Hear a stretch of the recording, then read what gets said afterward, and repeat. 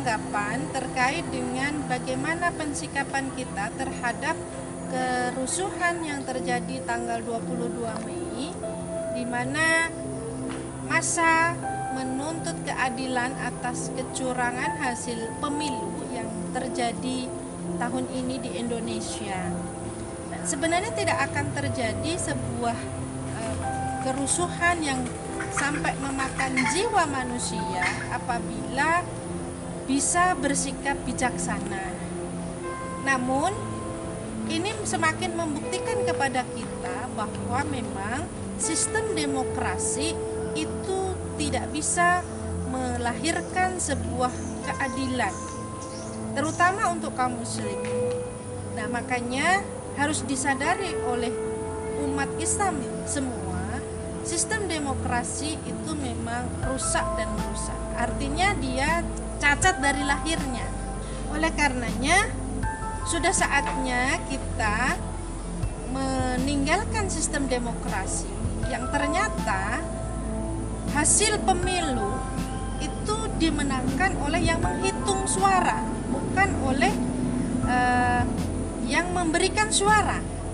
Ini terbukti banyaknya kecurangan-kecurangan yang memang secara realita itu sudah terkuak di media. Semestinya kita kaum muslimin, di mana suri tauladan kita, uswatun hasanah kita Rasulullah SAW yang telah memberikan contoh yang sangat sempurna dalam masalah kepemimpinan, itu yang semestinya menjadi rujukan kita. Nah, di mana Rasulullah mencontohkan bahwa kepemimpinan itu adalah kekuasaan di tangan umat. Artinya ketika umat menginginkan seseorang, maka seseorang itu layak untuk menjadi pemimpin.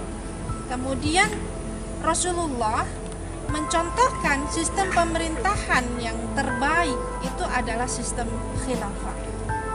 Nah, inilah yang kemudian semestinya menjadi PR seluruh kaum muslimin untuk fokus memperjuangkan bagaimana menegakkan sistem khilafah itu. Nah, bahwa di sini seorang khalifah itu harus memiliki syarat in'iqad, yaitu ada 7 syarat in'iqad. Yang pertama, seorang pemimpin itu harus muslim. Haram orang kafir menjadi pemimpin bagi kaum muslim. Yang kedua, dia harus laki-laki. Dan yang ketiga, dia adalah merdeka, tidak dalam tekanan, tidak dalam hegemoni orang lain atau bangsa lain.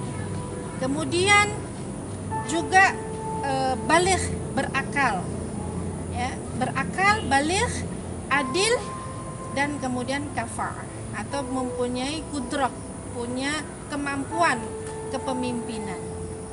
Nah, ketika syarat in'iqad ini terpenuhi, maka kemudian ada proses pembaiatan in'iqad. Jadi proses pengangkatan khalifah. Nah, pengangkatan khalifah tidak selalu harus melalui proses pemilihan umum. Pemilihan umum itu hanya salah satu cara saja untuk mengangkat khalifah. Namun ada cara-cara lain, misalnya berkumpulnya para ahli wal aqdi, kemudian mengangkat, melakukan pembaiatan in'iqad, dan kemudian akan dilanjutkan dengan bai'at ta'at oleh masyarakat. Dan sistem pengangkatan khalifah dalam Islam itu sangat efektif dan efisien, tidak mengeluarkan biaya yang sangat besar, dan akan melahirkan pemimpin yang adil karena sudah di fit and proper test oleh hukum syara. Artinya pemimpin yang lolos untuk memimpin kaum muslimin adalah pemimpin yang sudah dipastikan mereka adalah orang yang akan menerapkan syariah Islam yang bersumber dari Al-Quran dan hadis. Maka sudah saatnya kita melakukan suksesi kepemimpinan mengikuti metode dakwahnya Rasulullah SAW. Semoga Ramadan kali ini membawa pembelajaran dan semakin meningkatkan ketakwaan kita untuk melakukan mengikuti Rasulullah SAW secara kafah dalam seluruh aspek kehidupan, termasuk dalam masalah kepemimpinan. Wassalamualaikum warahmatullahi wabarakatuh.